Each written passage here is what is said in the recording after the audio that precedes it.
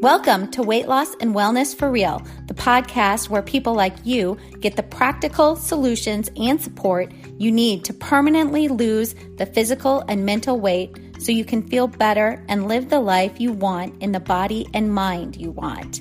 If you're looking to overcome your stress eating, overeating, binging behaviors, and move to a place of freedom with food and your body, you're in the right place. Just a reminder that this podcast represents my own opinions. The content here should not be taken as medical advice. The content here is for educational and informational purposes only. Please consult your doctor or healthcare professional for any individual medical questions you may have. I wanted to tell you about a company I recently used and that you may be interested in using as well. It is called 5 Strands, 5 the number, and then STRANDS, 5 Strands, and it is a test to learn about food intolerances, environmental intolerances, and it can give you lots of really good information on how your body is currently responding to your diet. So it can identify food or environmental intolerances, and then you can kind of temporarily remove these things from your diet and make lifestyle decisions around that in order to reduce inflammation, to feel a bit better. This isn't about allergy testing. This isn't the same if you were to go get allergy testing through blood. This is simply about a different process they use that help to identify not allergies, but simple intolerances to foods that you currently may be eating and things in your environment. And then once you have that knowledge, the idea is you can go into an elimination diet and take all those things out at once. Versus if any of you have done an elimination diet before, when you're trying to figure out what's working for you, what's not, it may be something like you take out all dairy, you have to wait 4 weeks to see how you respond, then you take out another thing, so it's just this really long process of trying to figure those things out. This is just a really quick, simple, easy way to get that information and eliminate all those things at once.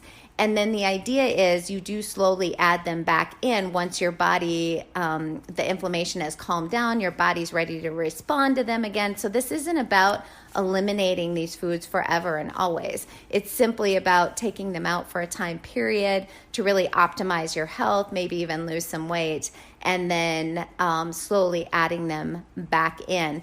And the test is so easy because you just send in some strands of hair, hence the name of the company, 5 Strands. You just send in some hair, you get results back within 5 to 7 days. The other reason I, when asked, agreed to work with this company was because their customer service was so amazing. Any questions you have, anything like that, they are just friendly, very knowledgeable. I just really, really appreciated this to me was like old school customer service. So they're a great company. And this sort of testing can just give you that idea of, okay, these are the things I'm going to try to cut out. And we'll see, trying to optimize feeling good, all that sort of stuff. And my own personal thing with this is I was noticing that I was having just some cues and feedback going on from my body with some regular things I had been eating where I had never had those negative cues and feedback before. And so I knew something was going on, and that's why I got into taking this test. And what was really interesting is some things came back that I knew would come back. Like I've always known dairy. I do not do well with dairy. I know I don't do well with eggs, things like that.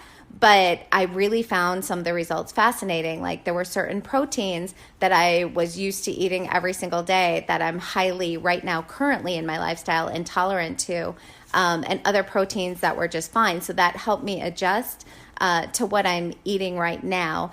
Another thing that was really interesting is I always thought I was really intolerant to red wine, but was fine with all clear alcohol like vodka, all that kind of stuff. And actually, according to this, all clear alcohol is not good, but I am totally cool with red wine. So things like that were really, really fascinating to me, and also just helped me create sort of this elimination diet plan for about 6 weeks that I'll be doing, and just gave me all the information in one shot. So I highly, highly recommend them if you are looking to optimize your health. It's a quick and easy test to just get more information. I really do hope you give it a try. I just believe more knowledge about our bodies and how they are working is such a key in gaining that optimal health. So if you want to give them a try, you can head over to 5strands.com. Again, it's the number 5 and then STRANDS.com. And when you go to checkout, put in my name, Heather Heinen, HEYNEN, and you're going to get a nice discount. Hello, friends, and welcome. I am glad you are here. This is episode 63 of the podcast, Weight Loss and Wellness for Real. And today we are going to talk all about how to eat the foods you love and still lose weight. A very hot topic for many of us. How do you eat the foods you love and still lose weight or maintain your healthy weight? I'm going to give you lots of strategies, tips, and tricks, some thought work in order to be able to do this. Before we get into it, just a reminder, you can head to my website at heatherheinen.com. From there, you will find a lot of discount codes for companies I work as an ambassador for or partner with. I do have a new one over there, a new company. They are called The Smoked Culture, and they offer a very clean, delicious jerky, and they are right out of my own hometown of Sioux Falls, South Dakota. So a lovely local new company into cooking, grilling, smoking, and community. And you know how I believe in protein, and this is a delicious, easy way to get it in. Check them out at thesmokedculture.com, and you can get a nice discount when ordering by using my name, Heather Heinen, in the discount code box at checkout. This would also make some great stocking stuffers or gifts for the holidays. From my website, you can also shop Beauty Counter from that link and get a discount. Also, PhysiVantage is there. They are all collagen, whey protein, electrolytes, and the BCAAs that I use. You can also email me for a discount code for Thorn. If you're into supplements at all, they are a very, very high quality company. And if you email me that you want the code, I can send you a link to get $25 off. Okay, that is a lot for right now. So let's just move on to what we are talking about today. So here's really the bottom line. No one becomes overweight or unhealthy from eating a donut or some chocolate or, some chips or whatever that thing is. We really become overweight or unhealthy because we overeat the donuts or chocolate or chips, whatever the thing is. It's always the overeating of the thing that causes the weight to creep on or the health markers to shift. So we really can learn how to eat the things we love without overeating them. And this is what really works for long-term weight loss and maintenance. And it will actually even keep you from the restriction or deprivation mentality that we often talk about that will always set us up for overeating and that shame cycle that I'm always mentioning that keeps many of us stuck in using food to shift out of our feelings and doing that real emotional eating. So understanding that eating a food you really enjoy is possible even when you're trying to lose weight. And this, by the way, goes for alcohol as well. And I'm not talking about people who have some severe issues with alcohol or need help in that regard. I'm just talking about if you enjoy some wine or a good drink or you enjoy alcohol, you can just substitute that in for when we're talking about food here, because it's also possible to lose weight drinking alcohol and to keep it off. So if you practice and learn how to include foods you love into your diet, you will actually enjoy your food life. And all of a sudden, your diet begins to feel very effortless. The weight is coming off, health is getting better and better, and yet the diet, so your life with food, feels very, very doable. And we don't want to get into that scarcity mindset with food. this results in fear. So if we are thinking scarcity or restriction or deprivation thoughts around food, like, I can't have this, this isn't part of my diet, like all that sort of thought, this really does result in fear within the brain, and worry, stress, bitterness, envy, and those feelings that we then create from that restriction or deprivation mentality are not going to keep us in willingness and consistency with what we need to do in order to drop the weight, how we need to be eating in order to drop the weight. So we do not want a scarcity mindset with food. We want an abundance mindset, okay? We want to have a mindset of there's more than enough. I can have what I want when I want. Sometimes I choose to have the thing. Sometimes I don't. This mindset that there's enough results in feelings of more peace, more gratitude, more joy, and you really want to be cultivating these feelings around your food life and lifestyle in order to get your behavior, to get you to do the behaviors that you need to do in order to lose the weight or to keep it off. So here, is just one thing that I really want you to start thinking on, to start musing on, to really take away from this episode, and that is to choose wisely. So taking some time to really understand the foods you truly love. Do you sometimes just eat the dessert to eat the dessert, but find it's actually not something you even really like? Or do you grab a handful of M&Ms from the community candy bowl at work, but not even really truly love M&Ms? Now, if you do, okay, fine. But often, and this was me for so long, just grabbing things or eating things. And then actually, if I'd stop to think about it, it's like, I don't really even like this that much. So you want to start to shift into understanding the foods that you truly love. And I mean the ones you really, really love. So, a lot of times people love chocolate. Then you definitely want to include this into your planned food, your diet. I hate using the word diet, but I think it maybe makes things less complicated. So you definitely want to include chocolate into your diet. Do you adore fresh donuts? Then you want to make sure these are included. Do you love comfort food at mom's? Then this needs to be included. It's important to learn what foods really bring you comfort and enjoyment. And once you learn these things, once you understand what your particular foods are, then you can get into the space where you will only choose the things you really, really enjoy. So you really start to cut out that mindless eating just because it's there, or just because everybody else is eating it, or just because, everybody's having dessert and I feel like something's sweet. But you start to really get into, what do I actually take pleasure in? What do I actually really, really enjoy? Okay, so here are some really practical strategies to start working on that will allow you to eat the things you love while still losing or maintaining your weight. I hope you are finding something useful from these episodes and this podcast. And if so, please share it with someone else in your life you feel it could benefit. This podcast is also now monetized. So if you really feel you are getting a lot from it and want to help keep it going, please go to the episode show notes. You can just scroll down from wherever you're listening.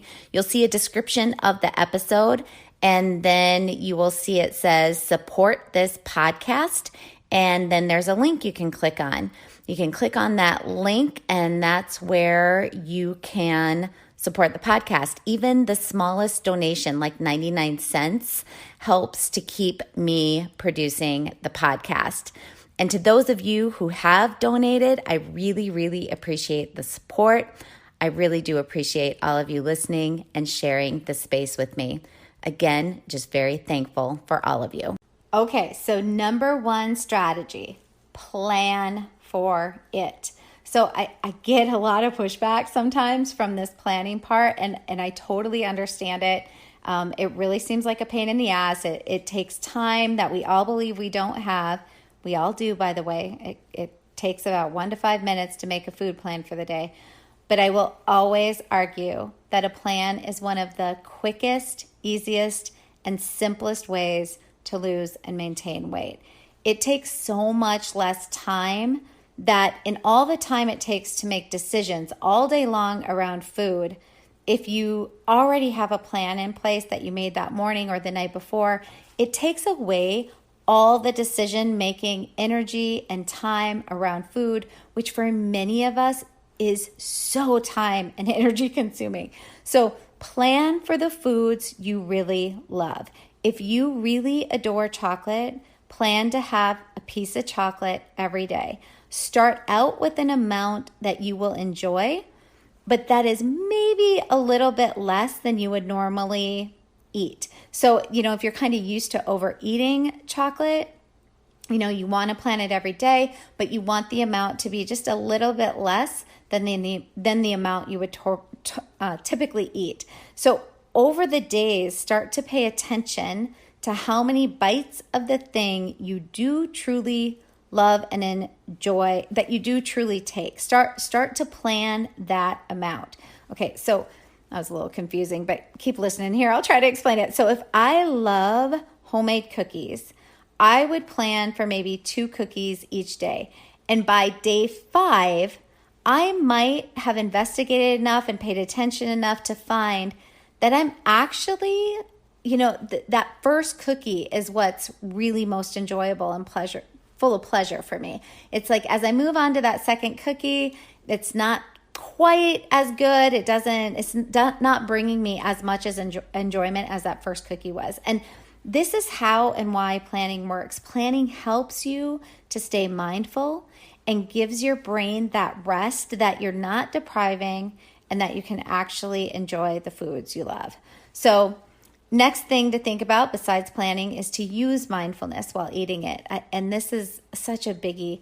Practicing mindfulness while eating what you love is so important to really gain that pleasure from it. It's what will keep you from overeating it, because if you really truly experience the pleasure of the thing you love, you will find that you are fulfilled, you are satisfied with much less of it. This is really true. If you practice this really does happen. So when you're going to eat the food you love, you want to do it with no distractions. So no screens. Always sit down and eat off of a plate or a bowl. So do not eat your thing out of a carton, a bag, or a box, whatever the thing is. Put your favorite food onto a plate or a bowl and now eat with mindfulness. Take in the aroma. Take a small taste at first and really pay attention to the sensations it brings, the taste, the texture. Take that time to really, truly enjoy it. So when you practice mindfulness with your favorite food, I promise you're going to start to not overeat it over time. Overeating is the only thing that will put on weight or keep you from losing weight. Another idea, eat nourishing foods first. This is a trick I learned years and years ago and is one of my favorites because it's really pretty easy to do. It's literally just about eating more. So before you're going to have your favorite food or any food, you typically tend to overeat. And so here, by the way, we're assuming that this is maybe not the most nourishing food and probably high in calories, okay? So before you're going to eat that thing, eat some protein or some protein with veggies first. So if I'm going to indulge in my favorite homemade cookies, then I am first going to eat some protein like some chicken or egg whites or lean ground beef or shrimp first. I might even add a salad or some veggies to that as well. And what this does is it really helps with my satiation levels. It helps my stomach fill up, so I'm going to release more leptin, which helps me feel like I don't need a bunch of cookies to satiate me. It steadies my blood sugar. So if I then eat the cookies, my blood sugar isn't spiking as high and then causing me to eat more. For more on why keeping your blood sugar steady is important and keeps weight off, listen to my episode on my flexible fasting podcast. It's episode 22. By the way, I changed the name from the Heather Heinen Intermittent Fasting Podcast to Flexible Fasting with Heather Heinen. So you'll see a little difference there if you head over to that podcast. So Flexible Fasting with Heather Heinen, episode 22, all on blood sugar. So eating protein and fiber before the food you typically overeat with is going to curb those emotional and biochemical and physiological drives and urges to eat more of the thing you typically overeat. So if you are not up for all of these strategies but want to pick just one, this is the one. Because really, I just find for my clients, for myself, it's one of the more easier ones to implement, because literally it just means you have to eat more. Okay, so next thing, be responsible. I'm not going to sugarcoat all this and pretend that you can have whatever you want, whenever you want, and that you're still going to lose weight. This isn't true, and it's not reality. But we do know, if we are responsible and we eat like the wise adults that we are, and not like rebellious teenagers or temper tantruming toddlers, we can lose weight eating the foods and drink that we truly enjoy. We know from research that the first 2 bites of food are associated with the most enjoyment, which means eating more will give you more calories, but it's not going to give you any more delight to your taste buds. So try this.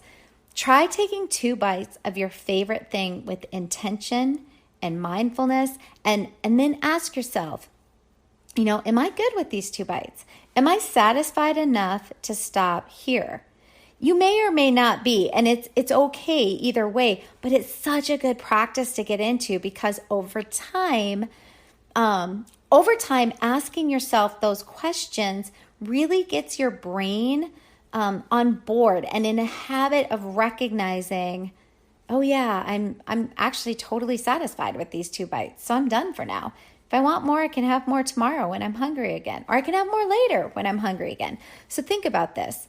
If over your lifespan you ended up eating your favorite food every single day and you were satisfied with 2 bites of it, and I mean truly satisfied, like where you weren't wanting or needing more, think of how you could then live at your healthy weight forever with no effort around food control and trying to mitigate all these sort of thoughts and deprivation and restriction around food. That is truly food freedom. And here's another idea that piggybacks on the last one. Eat smaller portions on purpose. So put food on a plate or in a bowl, but plate half of your normal portion, and then decide after you eat that portion if you still feel like eating more. If you do, that's fine. Get up and serve yourself some more. That's totally okay. The point is, don't start with the typical portion of food that you normally have. Create a space or a break in your eating through only serving yourself half the typical amount. This way you have to decide if you want more or not. And again, it's okay to have more, but creating that space of deciding will often lead to deciding not to eat more. So over time with this practice, you will eat less. Another one, you want to wait for hunger. And this is important. So starting to train yourself to wait for hunger can be a really big key in getting into your manageable weight, into a weight that you want to be in. So if you're not hungry, don't eat.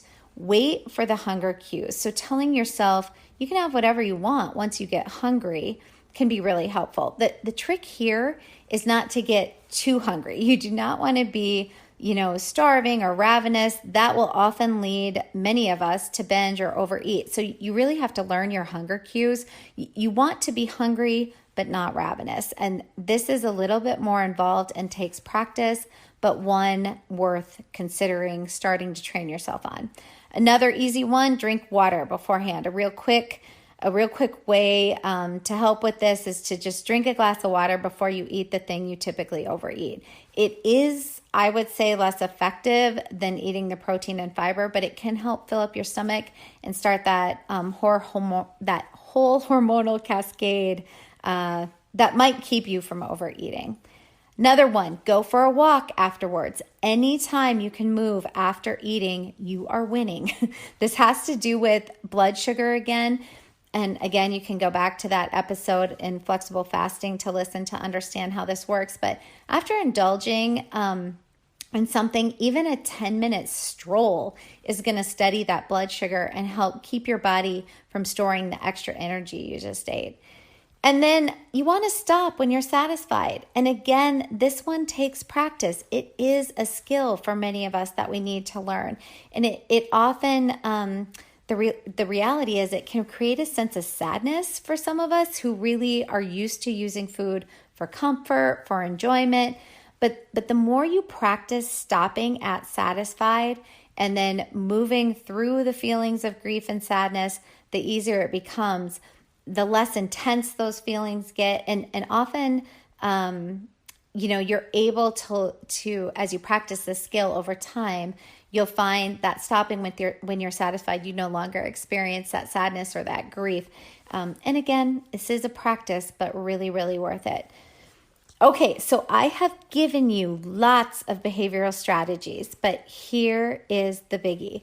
The one thing that can top them all is really using that thought work to change your emotions. And this is key if you want to eat whatever you want and not gain weight, or if you want to lose weight, then it's really going to come down to doing the thought work necessary to create new thoughts, feelings, and behaviors. So when we think things like, I can't have that, or that's a bad food, again, we create those feelings of deprivation, resentment, stress, anxiety. So these feelings create that tension. Remember how feelings, there's always a sensation that goes along with feelings, and these feelings create tension throughout our bodies. And now if you are primed and in a habit pattern of using food or drink to self-soothe and to release that tension, you're going to now eat and or drink, in order to get that tension to pass. But if when those thoughts come up, you can just notice them and even learn to shift them into more helpful thoughts, could maybe be things like, I noticed those restrictive deprivation thoughts popped up and I know they're not true. I am in control of what I put in my mouth. I am allowed to eat whatever I want, whenever I want. Sometimes I choose to eat, sometimes I choose not to eat. These sort of thoughts create feelings like calm and peace and neutrality, and they don't create all that tension within our bodies. So now we are less likely to go to food or drink for soothing. We can soothe ourselves by shifting our thoughts on purpose. I know for many people, the thought work stuff, it's not sexy, it's not fun, it's not interesting enough. But when I get my clients on board with this work, that is truly where the magic happens. They can eat what they want, what they love, while still losing weight. They find freedom around their thoughts and emotions with food. They find their lives lighten up. Their stress reduces. They find that food and weight isn't on their minds all the time. They find peace and move on to other life goals and dreams. So give one of these a try. It's definitely worth it. I hope you found something useful from this episode. And if so, would you please consider passing along the episode to someone else who might benefit, and maybe even also leaving a review or a comment from wherever you are listening. Those sort of things are really, really helpful for me to keep this podcast going. Thank you so much for sharing this space with me, and we will talk soon. Did you know you can find a lot more help from me on my website? Go to heatherheynen.com. Heynen is spelled Heynen, and get in touch with questions on all things I offer, like online courses for overeating, weight loss, goal attainment, and also my coaching and counseling services.